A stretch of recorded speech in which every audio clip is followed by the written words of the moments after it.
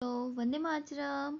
So, we already started your third chapter, which one is our Indian Constitution. और last time हमने introduction, preamble और constitution की definition learn की थी और आज हमें learn करना है कि हमारा Indian Constitution कैसे बना. How was the Constitution of India formed? हमारा भारत का संविधान कैसे बना?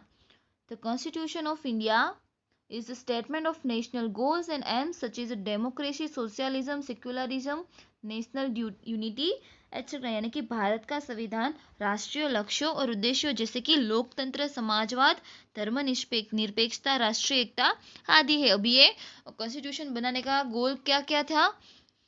लोकतंत्र, समाजवाद, धर्मनिरपेक्षता, राष्ट्रीय एकता etcetera. The constituent assembly was establish. अभी इसके लिए किसकी स्थापना की गई? संविधान सभा की स्थापना की गई. स्टार्टेड वर्किंग फ्रॉम 9 दिसंबर 1949 और उसने अपना काम कब शुरू किया? 9 दिसंबर 1946 से उन्होंने काम करना शुरू किया.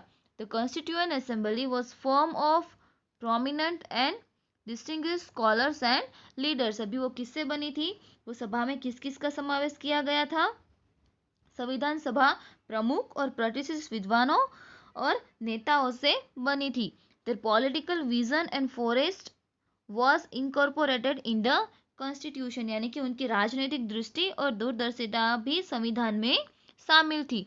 Leaders like Jawaharlal Nehru, doctor Rajendra Prasad, Sardar Patel, Maulana Abul Kalam Azad, Shyama Prasad Mukherjee, Sardar Baldev Singh etcetera provided their guidelines. यानी कि ये जो हमारा संविधान था इसमें बहुत ही बड़े बड़े राजनीतिक और दूरदृष्टि वाले नेता शामिल थे जैसे कि जवाहरलाल नेहरू, डॉक्टर राजेंद्र प्रसाद, सरदार पटेल, मौलाना अबुल कलाम आज़ाद, श्यामा प्रसाद मुखर्जी, सरदार बलदेव सिंह आदि नेताओं ने अपना मार्गदर्शन प्रदान किया था.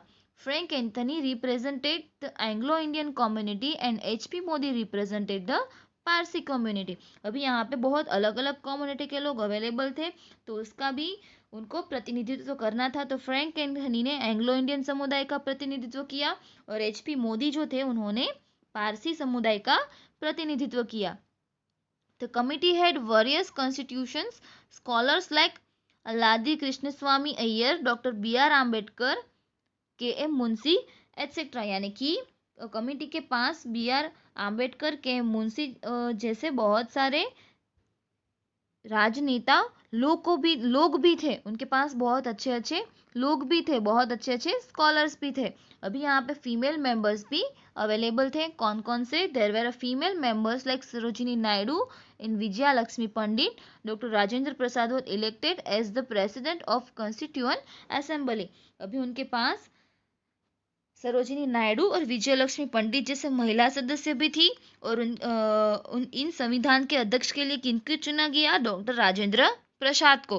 There were a number of subcommittees to take care of various aspect of the constitution. यानी कि संविधान के विभिन्न पहलुओं का ध्यान रखने के लिए कई अब समितियां भी थी. The drafting committee, which was headed by Dr. B.R. Ambedkar, give the constitution its final shape. अभी B R Ambedkar, doctor B R Ambedkar यानी कि डॉक्टर भीमराव बाबा साहेब आम्बेडकर, उनका पूरा नाम था डॉक्टर भीमराव बाबा साहेब आम्बेडकर. और उन्होंने क्या किया कि इस संविधान को अंतिम रूप दिया. Total 166 meetings were held by the Constituent Assembly in the time period of 2 years, 11 months and 18 days. अभी ये संविधान बनाने के लिए लोगों को इकट्ठा होना पड़ता था, मीटिंग्स करनी पड़ती थी. तो कितनी मीटिंग्स उन्होंने अटेंड की थी? 166 मीटिंग उन्होंने अटेंड की थी. और कितने समय के दायरे में?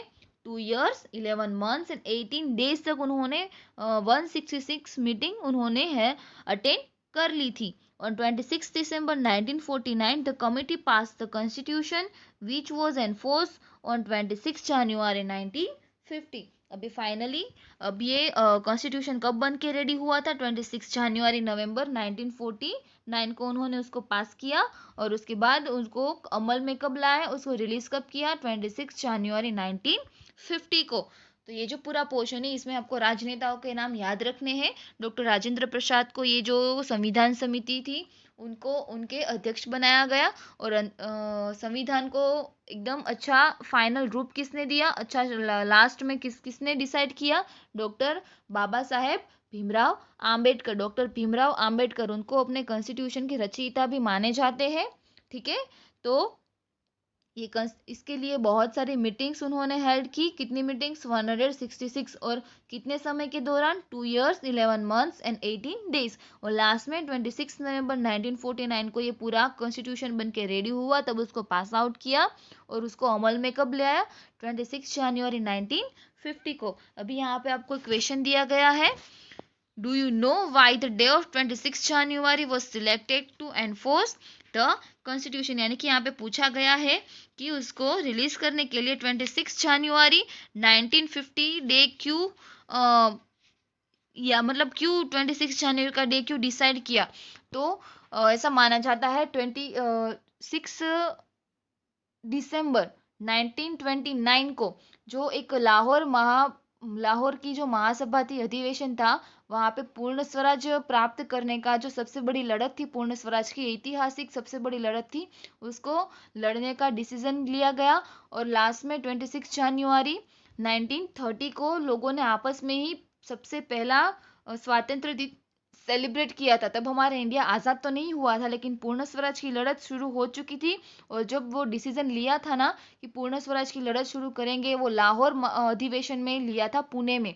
तो वो डेट थी 26 दिसंबर। और 26 जनवरी 1930 को उन्होंने पूर्ण स्वराज की लड़त शुरू कर दी थी। और सबसे पहले स्वतंत्र दिन की सेलिब्रेशन आपस में छोटे से फॉर्मेशन में उन्होंने हमारे देश के लोगों ने किया था। इसीलिए ऐसा माना जाता है कि 26 जनवरी 1950 डे, ये डेट जो है 26 जनवरी, उसको चूज किया गया ये बंधारण रिलीज करने के लिए, उसको एनफोर्स करने के लिए, लोगों के बीच में इंट्रोड्यूस करने के लिए। तो आज हमने लर्न किया कि हमारे भारत का बंधारण कैसे बना। आगे हम नेक्स्ट वीडियो में लर्न करेंगे, लेकिन यहाँ पे हमें कुछ फोटोग्राफ्स दिए गए हैं। Maulana Azad, doctor Bhimrao Ambedkar, doctor Rajendra Prasad and Sarojini Naidu, Kanhaiyalal Munshi, इन सब के फोटोग्राफ्स यहाँ पे दिए गए हैं। ओके, तो आगे का पोर्शन वो हम नेक्स्ट वीडियो में लर्न करेंगे। ओके, वंदे मातरम।